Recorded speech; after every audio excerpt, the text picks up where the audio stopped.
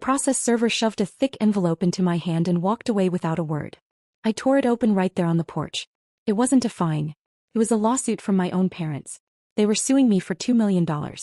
The document claimed I had stolen my business from my brother, Derek, and demanded I transfer half my shares and resign immediately.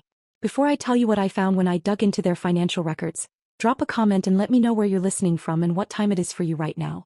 I'd love to know who's part of our community. I slid the deadbolt home and leaned back against the door, my legs suddenly feeling like water. I took a breath, walked to the kitchen island and spread the documents out. Every page was a testament to a delusion my family had been building for 28 years. I am 24 years old. I own a software company that specializes in automated logistics. I built it from a laptop I bought at a pawn shop. But according to this lawsuit, I was a thief who had pilfered the genius of my older brother, Derek. I read the timeline they had fabricated. It was almost impressive in its audacity. They claimed Derek had invented my core algorithm during a family dinner 3 years ago. I remembered that dinner. Derek had spent 2 hours talking about how he was going to revolutionize the blockchain with vibes. He didn't write code. He didn't know Python from a Python. But my parents, Linda and Robert, nodded along, mesmerized by his buzzwords. That was the pattern of our lives. When Derek wanted to start a crypto hedge fund, my parents didn't ask for a business plan. They took out a second mortgage on their home. They handed him $450,000. He burned it in 6 months on a downtown office suite and luxury client dinners. He said he needed to look successful to be successful. When the market crashed, he blamed the government. My parents blamed bad luck. While Derek was playing CEO with their retirement fund, I was living in a studio apartment with no heat. I ate instant noodles for dinner 5 nights a week. I refused to ask them for a dime because I knew the answer would be no.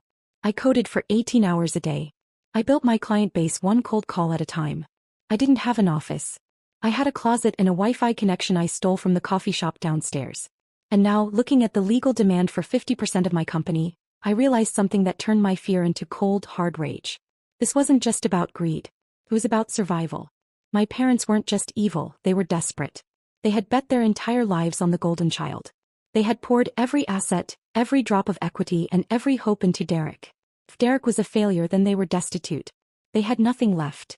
They were facing a retirement of poverty because they had backed the wrong horse. Psychologically, they couldn't handle that truth. They couldn't look in the mirror and admit they had thrown $500,000 into a fire. So they invented a new reality. In their minds, Derek had to be a genius. And if he was a genius who was broke, it must be because someone stole his brilliance. That someone was me. They weren't suing me to get rich. They were suing me to validate their own bad investments. They were doubling down on their delusion because the alternative was admitting they had destroyed their own lives. I looked at the signature on the affidavit. My mother's handwriting. She was testifying that she saw me take notes while Derek spoke. It was a lie, but to her it was a necessary lifeline. I didn't cry. I felt a strange sense of calm settle over me. They wanted a war? They wanted to claim I was a thief? Fine. I picked up my phone and dialed my mother. I was going to give them one chance to walk away before I burned their fantasy to the ground. I placed my phone on the kitchen counter and pressed the speaker button. My hands were steady now. The fear had evaporated, replaced by a cold, sharp focus. I wasn't calling to beg. I was calling to give them one final exit ramp before I drove them off a cliff. Linda answered on the first ring. Her voice wasn't angry. It was terrifyingly calm, the tone of a parent scolding a toddler who had drawn on the walls. She told me to stop being dramatic. She said they didn't want to ruin me, they just wanted what was fair. She said Derek had been generous enough to offer me a retention package if I stepped down as CEO quietly. I cut her off. I told her that I wrote every line of code in that platform. I told her Derek couldn't even open the developer console, let alone design the architecture. I gave her an out. I told her if they dropped the lawsuit by 5 o'clock, I wouldn't countersue for malicious prosecution. She laughed. It was a dry, dismissive sound. She told me I was remembering things wrong. She said we all knew I was just the typist, the pair of hands that transcribed Derek's brilliance. Then she dropped the hammer. She said they had found the contract. My blood ran cold. There was no contract. There had never been a contract. I asked her what she was talking about. She told me to check my messages. A moment later, a photo appeared on my screen. I stared at it, trying to comprehend the sheer stupidity of what I was seeing. It was a picture of a cocktail napkin. A cheap, white bar napkin stained with a brown ring of scotch. On it, someone had drawn 3 crude boxes connected by arrows. A flowchart a 5-year-old could have made. Underneath the drawing, in scrawled block letters, it read, Derek owns 50%. Caitlin does the coding. and at the bottom there was a signature. My signature. Or rather, a signature that looked like someone had practiced my name for 10 minutes and then signed it with a heavy hand. I zoomed in on the image. The date was scribbled in the corner. 3 years ago. The night of the dinner. The silence on the line was heavy. My mother asked if I remembered now. She said they were going to submit this to the court in the morning as proof of our partnership. I didn't answer immediately. My brain was shifting gears, grinding from defensive to offensive. This wasn't just a frivolous lawsuit anymore. This wasn't a family dispute. This was forgery. This was fabrication of evidence. By submitting this to a court, they were crossing the line into perjury and fraud. They were handing me a loaded gun and asking me to pull the trigger. I asked her one last question. I asked if she was willing to swear under oath that she saw me sign that napkin. He didn't hesitate. He said yes. He said she watched me do it. I didn't say goodbye. I didn't scream. I just tapped the red icon and ended the call. The bridge was burned. They weren't my parents anymore. They were liabilities. And I knew exactly how to liquidate them. I set the phone down. The screen went black and with it the last vestige of my role as the dutiful daughter vanished. I didn't cry. Tears were a luxury for people who had safety nets. Instead, I opened my laptop and felt a familiar cold shift in my brain. It was the same sensation I got when I was hunting a bug in a million lines of code. The emotion drained away, replaced by pure forensic calculation. My parents were suing me with a high-end lawyer. That cost a retainer of at least $10,000 with billable hours racking up by the minute. But I knew their finances. Derek had incinerated their savings. They had taken out a second mortgage to fund his crypto disaster. So where was the money coming from? I logged into the county clerk's public records database. It took me 3 minutes to find the answer. A new lien had been filed against their house just 2 weeks ago. It wasn't a bank loan. It was a short-term bridge loan from a private lending firm called Ironclad Capital. I researched Ironclad. They weren't a bank, they were sharks. They offered high-interest cash to desperate people with equity, expecting a payout in 6 months or they foreclosed. My parents had gambled the roof over their heads on the certainty that they would crush me in court and use my company's assets to pay off the loan. I stared at the screen. This was the weak point. This was the thermal exhaust port. I checked my own accounts. Between my personal savings and my business's retained earnings, I had liquidity. It was my entire safety net, every dollar I had scraped together for the last 4 years. If I used it, I would be operating on fumes. If I lost the lawsuit, I would be destitute. I didn't hesitate. I picked up the phone and called the number listed for Ironclad Capital. I didn't identify myself as the defendant. I identified myself as an investor interested in purchasing a distressed asset. Predatory lenders don't care about family drama. They care about liquidity. They viewed my parents' loan as high risk. I offered them an immediate cash buyout of the note, principal plus a quick profit for them, in exchange for the assignment of the mortgage. The transfer took 48 hours. I wired the money. My bank balance dropped to nearly zero. My heart was pounding so hard I thought it might bruise my ribs. But when the email confirmation landed, the terror was replaced by a dark, heavy satisfaction. I held the paper. I wasn't just the defendant anymore. I was their creditor. If they missed a single payment, and I knew they would because they were pouring everything into legal fees, I owned their house. But I needed more. I needed to bury the lie about the napkin. I opened my terminal and pulled up the Git repository for my original codebase. Git is a version control system. It records every change, every line of code, and every deletion with a timestamp that is mathematically impossible to fake without breaking the encryption chain. I filtered the logs for the dates surrounding that alleged dinner 3 years ago. I found the commit history for the core architecture. It was written over a 72-hour sprint. I remembered those days. I hadn't slept. I hadn't eaten. Then I opened a new tab and pulled up Derek's Instagram. I scrolled back 3 years. There it was. While I was committing thousands of lines of code to the repository, Derek was live-streaming a bender in Cabo.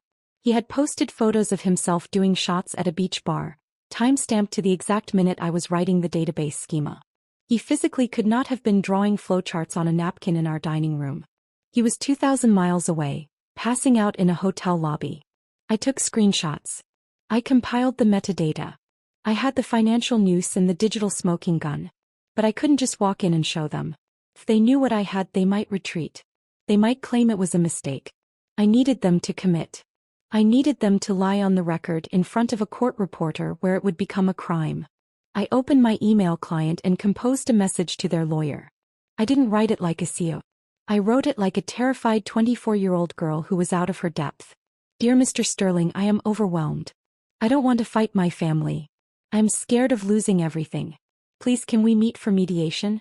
I am willing to discuss terms. I just want this to stop. It was the art of playing dead. In nature, predators get careless when they think the prey has given up. I pressed send, leaned back in my chair and waited for them to come in for the kill. The conference room smelled of stale coffee and unearned confidence. My parents, Linda and Robert, sat on one side of the mahogany table, looking like monarchs holding court. Derek sat between them, leaning back in his chair with a smugness that made my skin crawl.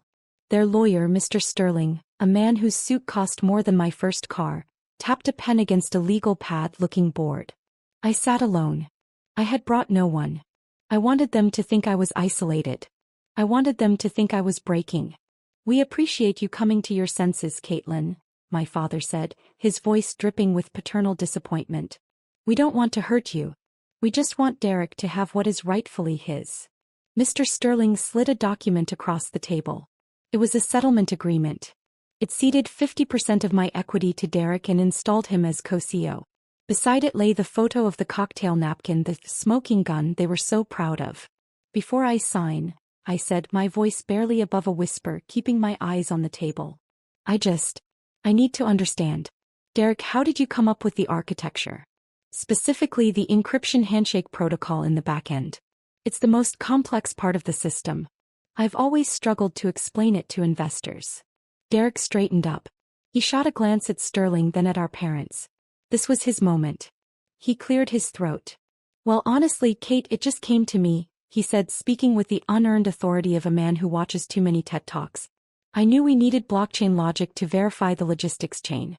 The encryption handshake is basically a decentralized ledger validation. I drew it out for you on that napkin because you couldn't visualize the nodes. I nodded slowly. So, you designed the encryption handshake using blockchain logic on the night of November 12th, 3 years ago? Yes, Derek said. Exactly. And you're stating this for the record? I am. Mr. Sterling looked at me, impatient. Ms. Mitchell, is this relevant? We have the napkin. It is, I said. I reached into my bag and pulled out my laptop. I opened it and spun it around so the screen faced them. Because there is no encryption handshake protocol. I made that name up 30 seconds ago. The system uses a standard SQL database. The air left the room instantly. Derek froze, his mouth half open. But that's not the problem, I continued, my voice hardening, shedding the fear like a snake shedding skin. The problem is the timeline. I clicked a key. 2 windows appeared side by side on the projector screen I had quietly connected to. On the left was the Git commit history, the immutable digital ledger of my code. On the right was Derek's Instagram feed.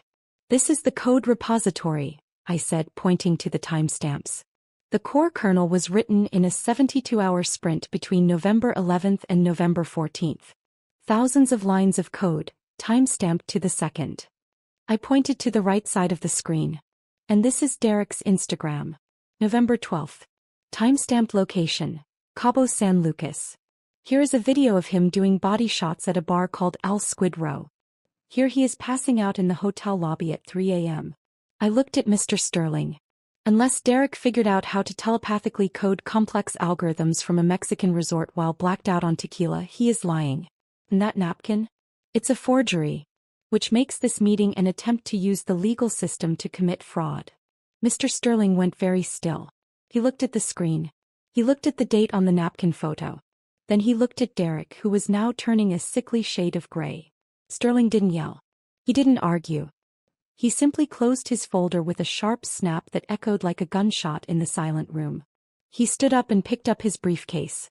Mr. Sterling? My mother asked, her voice shaking. Where are you going? I am withdrawing as counsel effective immediately, Sterling said coldly. I will not suborn perjury. Do not contact my office again. He left. The door clicked shut, crushing the room into silence.